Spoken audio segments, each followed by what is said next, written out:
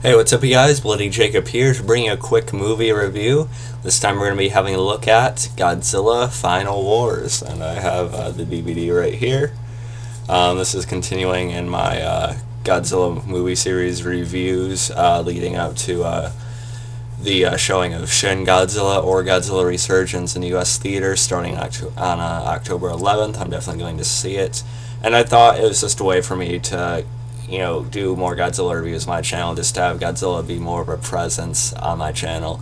Because Godzilla has been a big part of my life since I was a baby. I've been to Godzilla movies, for life pretty much. I own pretty much all the movies, I've seen all the movies.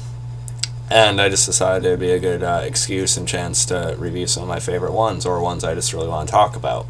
I already reviewed Godzilla 2000, which was the first film I ever seen of the series, and still probably one of my favorites. I also plan on reviewing the 2014 American remake again, along with maybe Godzilla vs. King Ghidorah, the original Gojira, and perhaps another couple besides that.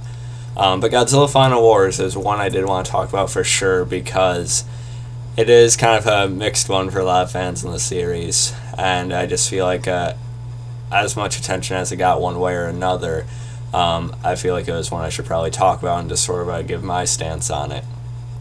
This one came out back in 2004, and this is the last one Toho made up until Shin Godzilla right now.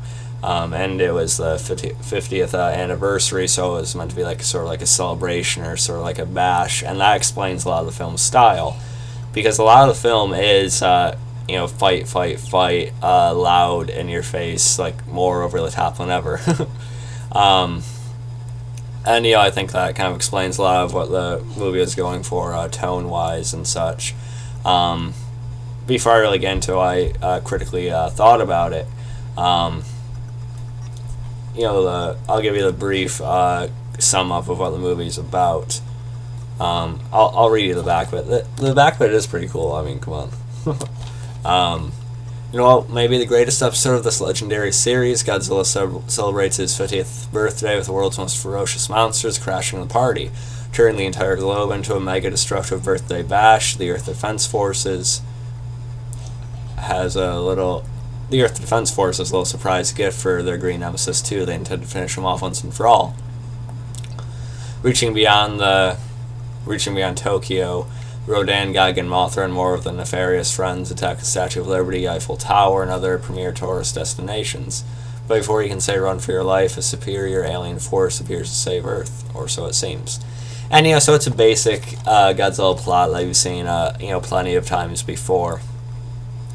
Alien race. At first, the human characters think they might be trusted. They sort of embrace them, but of course, there's a different scheme at play. They basically just want to rule the Earth, and along with that, there are these mutants. They say they had this form of M-base or something they call it, and it turns out their DNA is actually tied to the Exilians. The Exilians is the name of the alien race in the movie. It's kind of been used. They're pretty much like other alien races you've seen in the movie, minus the cockroaches in the Showa series and stuff. But it's basically the same thing, except with that other mutant dynamic to it, like I talked about. And our main character, Osaka, however you want to pronounce it, he's one of them, and they're used as this fighting force against these monsters, and they've been doing a decent job actually. But of course, when the Exilians end up showing their true colors, once some of the other human characters find out what's going on, of course they activate their connection, and then that gives them pretty much control over them. And it turns out a lot of the Earth's monsters also have some base in them, so that's why the Exilians are able to control them as well. And then you find a little bit later that the Exilians actually sent them out to attack, to begin with, so they'd have that way of coming in and saving the day to make them appear all glorious and noble in front of the human race. And years prior, Godzilla was this Arctic area, and then they had trapped him in this area of ice and such. So Godzilla's been frozen, and it seemed like the Exilians were aware of him. And it's kind of weird. If they've researched the Earth, it seems like they would have seen something about Godzilla somewhere, So it seems like they would try to, find where he is and destroy him then or something. I don't know. But they didn't know about him. And so we have Don Fry, Captain Gordon, eventually hatch the idea that they should go back and release Godzilla to go after the monsters and such. And of course, Gordon has a history with Godzilla. He's the one that actually fired the missile, ended up trapping him for a while. And then basically after that, Godzilla goes after all the monsters. The Exilians try to test him over and over. Godzilla destroys all of them pretty quickly. Of course, you even have the Godzilla versus Zilla fight. Of course, the 98 American Godzilla, he appears in this movie. Toho rebranded him, renamed him, and such. And it's like about a 13-second fight, which is kind of fun to see, I do like the animated 98 Godzilla. Of course, the cartoon series, that's what the first American Godzilla should have been, but it's kind of funny they really just stuck it to the first American version here. And yeah, that's basically it, as far as the plot goes. And we found out that Osaka, he's like this special Kaiser mutant or something like that. He's built to rule the Exilians and the humans along with the main leader. But of course he cares about the humans, so he chooses a different path, us fighting and stuff like that. So how is the movie overall? I actually enjoy this one quite a bit. I know it's one of the more over-the-top one of the more over-the-top movies in the franchise, even though a lot of them are, of course. And as far as like the mutants go, there is a lot more of a human-on-human action compared to a lot of other movies in the series. And a lot of that, especially with the mutants, it does kind of feel like a combination of like Matrix and Power Rangers. But despite that, despite how dumb it kind of is, it does sort of feel like it does entertain me a little bit more than your generic we just have these regular people just researching and then just figuring out what they're going to do about all this, So I like that's not just like normal, so it does really garner my attention and sort of keep my attention a little bit more than your basic human plot normally would in these movies. So I do give it credit for that. And as far as the actual acting goes, it's about on par with all the other Godzilla movies. Don Fry is pretty cool though. He plays Captain Gordon. As I said earlier, I don't really have a picture of him here, but you guys know who I'm talking about. Long brown jacket, mustache, boxer. He uses a sword quite a bit in the movie. His acting's all right. Of course he's a little bit wooden, but I do think he plays one of the more likable characters I've seen in the movies. And the guy who plays Osaka does a decent job as well, and the rest are just kind of whatever. But I think they're all right. And Godzilla himself, he's pretty cool in the movie. He's definitely one of the more agile versions of the character that we've gotten, one of the more mobile versions of the character. Just the way he jumps around quite a bit, and he's also quite a bit slimmer and a little bit more lean design-wise. Some people don't like the face on this Godzilla. There's like this weird nickname for him, like Ratzilla or something. I don't think it's really that bad. Although I wish we could have seen his actual eyes a little bit more, because a lot of times there's like shadows like over his eyes, and you can't really see him that well. But when you do see his eyes, it's pretty intense.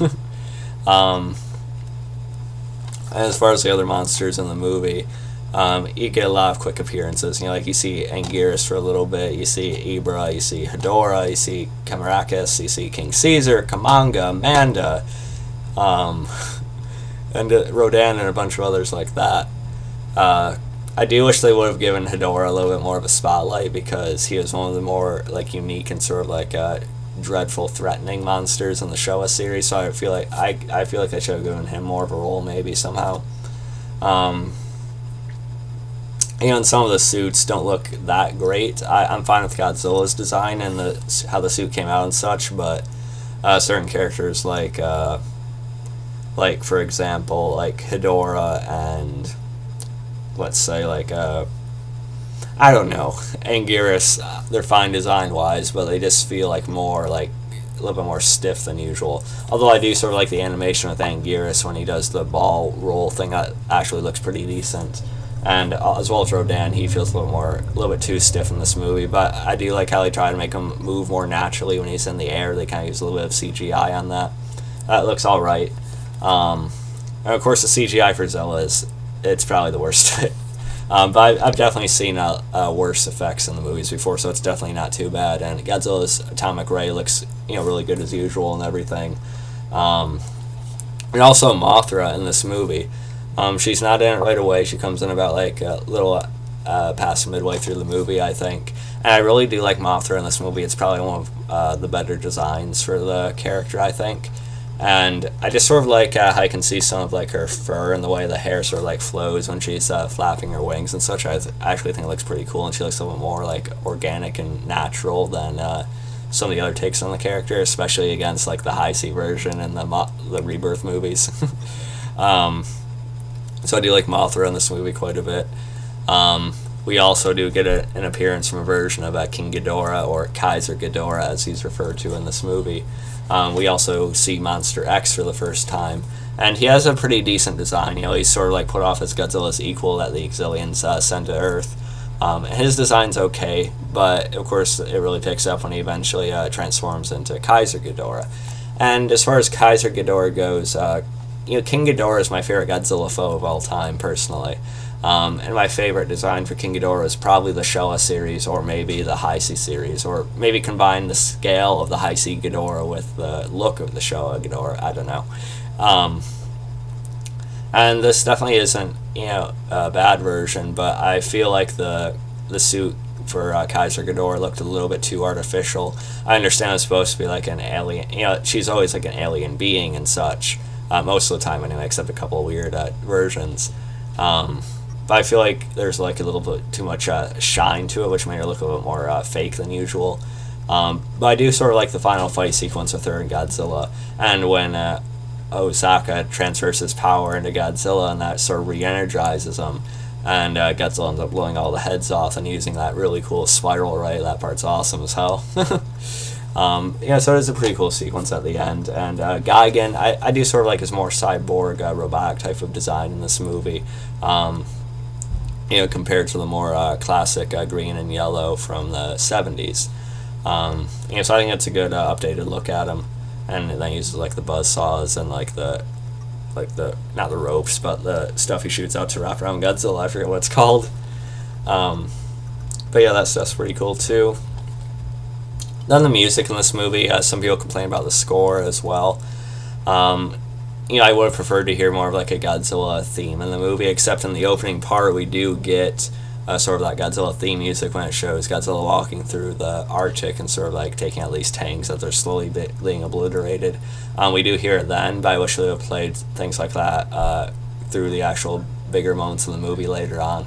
We get more like a modern soundtrack. I think we have like Sum 41 in here and stuff, and it's okay. I don't have a problem with it as much as other people did, but I would have liked to have heard that classic Godzilla theme for sure a little bit more often. And like I said, the plot is pretty basic, like you see in a lot of Godzilla movies. But I got what they're going for here. A lot of people didn't like the over-the-top, goofy tone to it and stuff like that. And I do, again, I compare the mutant thing to like the Power Rangers and the Matrix. But again, they're more fun to watch than some of the other basic human characters. And I got what they're going for here because when you read some stuff about the guy who made the movie, he was going for sort of that old late 60s, 70s Showa Godzilla tone again. He wanted to be more like fun, more like action-packed, more action-oriented, instead of like a more somber tone of like the 80s and 90s movies. And that's kind of about taste, really. There are a couple high C movies I think are some of the best of the series. But I got what he was going for here, and I think certain fans kind of forget about that he was sort of going for a throwback to the 70s movies and such. So I do think that works. Sort of the campiness of that, it does kind of work in this more modern version of that. I do wish some of the fights were a little bit longer, though, but I appreciate like all the little appearances by all these monsters, despite some not getting their due, like Hedorah and such. And Mothra, ends up destroying Gigan, and they sort of put in this like quick thing that they're ancient enemies and stuff, and that's okay. It seems like Mothra destroys herself when she destroys Hedorah, but if you look in the credits, you can see Mothra flying back to the island and such. So that's a little quick thing you might miss if you don't watch the credits. But yeah, I think it's pretty good that Manila is also in this movie. I can't believe I almost forgot to mention him. He's watching Godzilla throughout. He's traveling this little kid and this older hunter guy, and he does kind of look like Barney, but he's still pretty adorable. The sounds for him and such, and he blows a smoke ring, and then eventually he does grow in size, and he comes in after Godzilla destroys Kaiser Ghidorah and sort of helps the boy, sort of make peace between them, or at least have the humans and Godzilla go their separate ways. And there's this cheerful music once Manila runs off with Godzilla, and he actually is able to fire off an atomic ray, which is pretty cool. So Manila's cute as ever.